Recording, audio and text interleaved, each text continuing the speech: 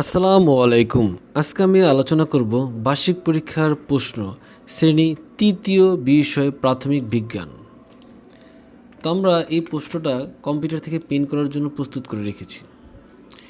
শুরুতেই আমরা দিয়েছি 1 নম্বরে সঠিক উত্তরটির পাশে টিক চিহ্ন দাও। আমরা এখানে 5টা টিক চিহ্ন দেওয়ার জন্য প্রশ্ন দিয়ে দিয়েছি।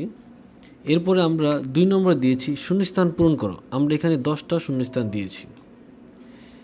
3 নম্বরে দিয়েছি বাম পাশের বাক্যাংশের সাথে ডান পাশের বাক্যাংশ মিল করো। এরপরে আমরা 4 নম্বরে দিয়েছি সংক্ষিপ্ত প্রশ্নের উত্তর দাও। আমাদের এখানে সংক্ষিপ্ত প্রশ্ন 10টা দিয়ে দিয়েছি, এই 10টার উত্তরই দিতে হবে।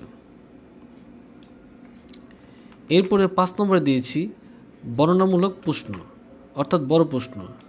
বড় প্রশ্ন দিয়েছি আমরা এখানে 5টা, যে কোনো 5টার উত্তর দিবে। এরপরে 6 নম্বরে দিয়েছি ধারাবাহিক মূল্যায়ন। ধারাবাহিক মূল্যায়নের যে নাম্বারটা আমরা এটা যোগ করে দিয়েছি। এই ছিল আজকে আমাদের ক্লাস 3-র বিষয় প্রাথমিক বিজ্ঞান বার্ষিক পরীক্ষার প্রশ্ন নিয়ে আলোচনা। পরবর্তী ভিডিও দেখার জন্য আমন্ত্রণ রেখে আজকের মতো এখানেই আল্লাহ হাফেজ।